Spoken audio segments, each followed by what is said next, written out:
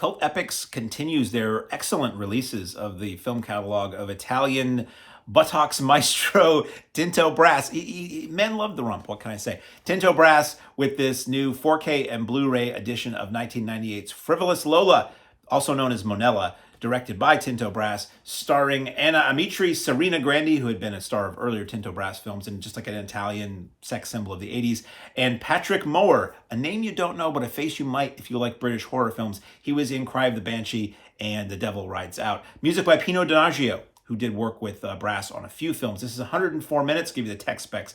The 4K disc, we're going to start with that. We have English stereo audio, English surround sound, Italian stereo, Italian surround sound, English subtitles. The English version originally released was edited down from the Italian version, moving some of the more explicit stuff, and that means those scenes were never dubbed. So occasionally, if you watch the English dubbed version of this film, it'll just revert to Italian with subtitles, which helps you. It's kind of, to me, if you were to watch it that way, I preferred to watch it in Italian.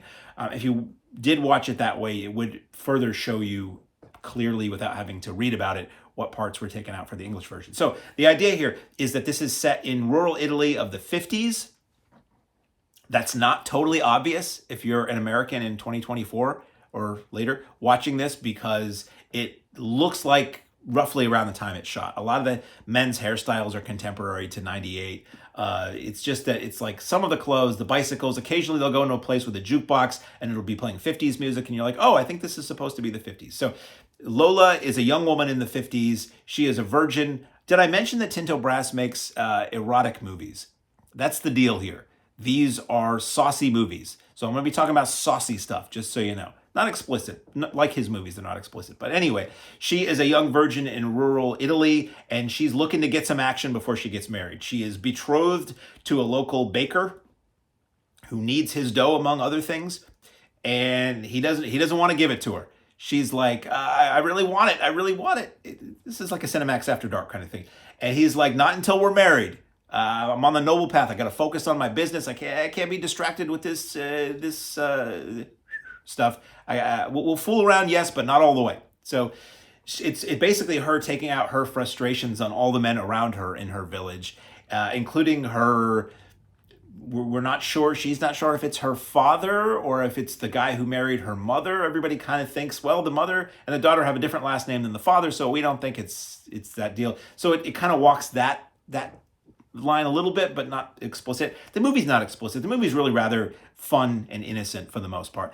It has sex scenes, but they're not explicit. They do use, occasionally, Brass would use a rubber male member to indicate that, but it's not explicit. You just kind of see it out and about, but not taking care of business, shall we say. Beautifully shot movie, as his films always were. He always has really interesting interiors that look like stylized, fantasized sets occasionally. So they have this kind of dreamlike, somewhat unreal vibe to them at times. He knows how to photograph a woman. He really enjoyed the nether regions of females, so you get a lot of front and back shots, a lot of them. And just in general, everybody looks great in the movies. The music is great. They're fun and whimsical. The music is, as I said, the Pino Donaggio score is lovely. You get the period American film, some actual recordings, some cover versions of classic 50s rock pop songs. And it's just, I glance over at my notes over here as I write, as I'm watching it, and it says I'm not going to use the exact words I used here, lots of lingering butt and crotch shots and close-ups, but stays in the softcore realm. If you're wondering, these are not porno movies, but this is more than some people are used to, let's say.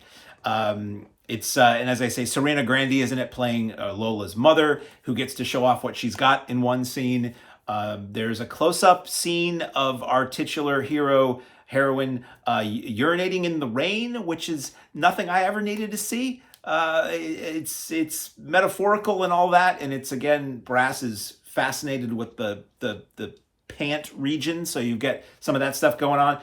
The 4K transfer looks great, which is a funny thing to say after talking about that last scene.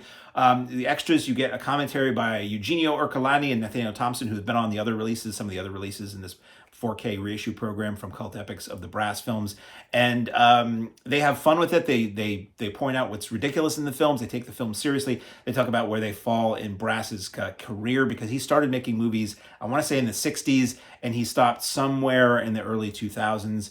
And it's just fascinating because he was very well known in Italy, and these were big movies for up to a point. He was like a sort of like a dirty William Castle, somebody was saying in the extras here.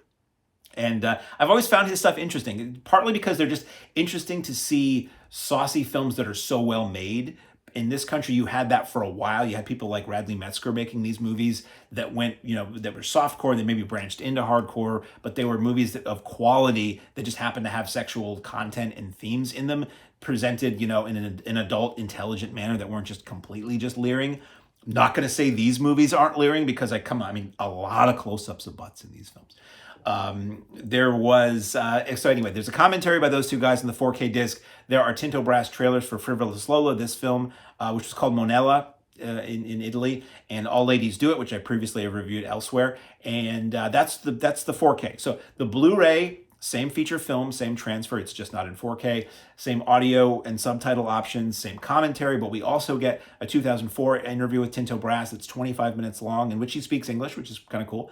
You get a 20-image still photo gallery, and you get Tinto Brass trailers for Frivolous Lola, All Ladies Do It, but also Paprika, P.O. Box Tinto Brass, which was an anthology film that he did, and something called Is Tinto Brass, which is a documentary about him that I really want to see, because I've seen this trailer on a few of these releases. It sounds very interesting. I'll show you the package here, which is something funny to say about a Tinto Brass movie, as much as I can, because sometimes they reveal a bit more than I think I probably can get away with on public access TV, at least. So you get the slipcase, which is an image from that image I was talking about in the rain from the movie. It slips to reveal a cheeky, which funny enough is the title of another Tinto Brass movie. That was the poster image for the movie, sort of the famous image of the movie that opens the film, where Lola is riding her bicycle in this rural area, and she rides past two priests, and the wind blows her skirt up so they can see her posterior, and they're all, ooh, and it leads to a scene that I'm not going to describe, but you won't forget if you see it. Inside, we get more of the same. It's the 4K disc with an image on it, little booklet. Again, I believe this is all suitable for publication. Alternate for the Blu-ray cover there. And we get a booklet, which, hefty booklet, nicely printed. More art, more images from the film, more, can't show you most of that. Poster images, but what is it? You get Committed Brat, the career of Anna Ammirati, so the star of the film. The whole booklet is about her career. It draws from interviews from when she was making the film, when the film came out, throughout her career. She's still working, and it shows a lot of images of this film, and then some poster art, which I can show you, poster art from some of the other things she's done. Very interesting. I just read that a minute ago. And it comes with 4 art cards that I believe are representing, and I can show you these. There are scenes from the movie. They're maybe what the lobby cards would have been. There's a photo of Tinto Brass. Tinto Brass is in a lot of these movies. He does the Hitchcock cameo kind of thing. He is in it as a conductor in the small town. So he opens and closes the film, which is pretty cute. So I enjoyed this film for what it is. It's not everybody's cup of tea. If you're a fan of the rump, I don't think why you wouldn't want to watch this. But they're artfully made. They do talk about his movies in general. He loves women. They're not really misogynist films. They're very leering films, but the women in these are the stars of the film. They're very strong-willed. They're very forceful. It is about a woman wanting to live the life on her own terms. And these Cult Epics releases are gorgeous. I think they've had a lot of his stuff out. They are the official North American distributor of Tinto Brass's films. They've got a relationship with the director, and they've put a lot of it out on DVD and Blu-ray, but they're just now getting around to doing 4K. So I'm really excited to see more of what they put out. So available now on Blu-ray from Cult Epics is Tinto Brass's 1998 Frivolous Lola, aka Monella.